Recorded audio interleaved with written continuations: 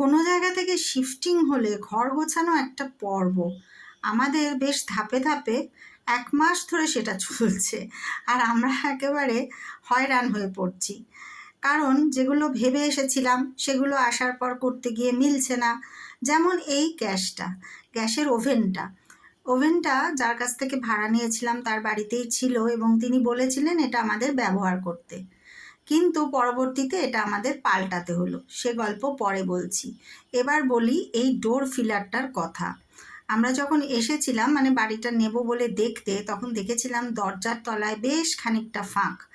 আগে না, আমরা যখন সল্টে গেছিলাম এই ডোর ফিলারগুলোর আমাদের বানাতে হয়েছিল, মানে তোষক বালিশ যারা বানায় তাদের কাছে অর্ডার দিয়ে আমরা বানিয়েছিলাম। কিন্তু এখন কত সুবিধা, রেডিমেড চটপট কিনতে পাওয়া যায়, অনলাইনেই কিনেছি। আর এত চমৎকার হয়েছে ডোর ফিলার দুটোই, মানে দুটো দরজা আমাদের, সেটায় দরজার মাপ অনুযায়ী কেটে নিলেই হলো। ভীষণ সুবিধা হয়েছে, বাইরে থেকে কোনো পোকামাকড় আসার উপদ্রব, এমনকি আমরা গ্রাউন্ড ফ্লোরে থাকি, সাপ খোপেরও একটা ভয় থাকে যদিও আসে না, তবুও সাবধানের মার নেই বলে না। তারপরে যেটা বলছিলাম, এই ওভেনটা, এটা আমাদের বদলাতে হলো, কারণ এই ওভেনটা বহুদিন ব্যবহার না করার ফলে জং পড়ে একেবারেই নষ্ট হয়ে গেছে। তবুও ১-৮ দিন রান্না চালিয়েছি একটু রিস্ক নিয়েই, কিন্তু পরবর্তীতে এটা পাল্টে আর একটা আমাদের কাঁচের ওভেন, যেটা এখন এরকম আমার কলকাতা বাড়িতে তো 3 বার্নার ছিল, এটা 2 বার্নারের একটা ওভেন সেকেন্ড হ্যান্ডই পেয়ে গেলাম, সেটা নিয়েছি। আর এই মশলার কৌটোগুলো কেমন হয়েছে বলো তো? আমার তো খুব পছন্দ হয়েছে, কারণ এক জায়গাতেই সব রাখা যায়, তাই একটা ফোড়নের আর একটা মশলার, আর এটা নুনদানি।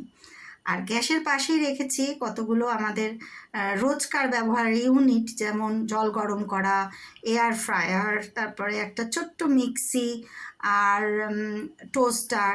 এগুলো মানে সব সময় লাগে আর কি, সকাল থেকে সন্ধে যখন যেরকম দরকার হয়। আর এটাও একটা মশলার তাক, এটাও খানিকটা গুছিয়েছি। দেখো কেমন লাগছে। তলায় রেখেছি চালের ড্রামগুলো, চাল, আটা, চিনি, এই সমস্ত। আর যতটা পারছি পরিষ্কার পরিচ্ছন্ন রাখার চেষ্টা করছি আর কি। তো একটু দেখালাম তোমাকে, ইন্ডাকশানটাও পাশে আছে, তোমাকে না, তোমাদের সবাইকেই দেখালাম। আর এইটা হচ্ছে একটা নেট দরজায় লাগিয়েছি, ম্যাগনেটিক নেট। বাইরে থেকে মশা, পোকা মাকড় কোনো কিছু আসার সম্ভাবনা নেই, কারণ গরমকালে দরজা খুলে রাখতেই হবে, তখন সেগুলো বারান্দা দিয়ে আসতেই পারে। কতক্ষণ আর দরজা বন্ধ করে বসে থাকবো, সেই কারণে এই নেটটা কিন্তু খুব সুন্দর, তোমরাও লাগাতে পারো। ভেলকো লাগিয়েই অনলাইন থেকে পাঠিয়েছে, খুব সুবিধে হয়েছে। আর এই ফ্রাইং প্যানটা, এটার সাথে একটা কড়াইও নিয়েছি, পরে দেখাবো। তবে সব থেকে পছন্দ হয়েছে আমার এটা, সঞ্জীব কাপুরের ছোট্ট মিক্সিটা। পরবর্তীতে আরও দেখাবো। তোমাদের কেমন লাগলো জানিও কিন্তু। টাটা।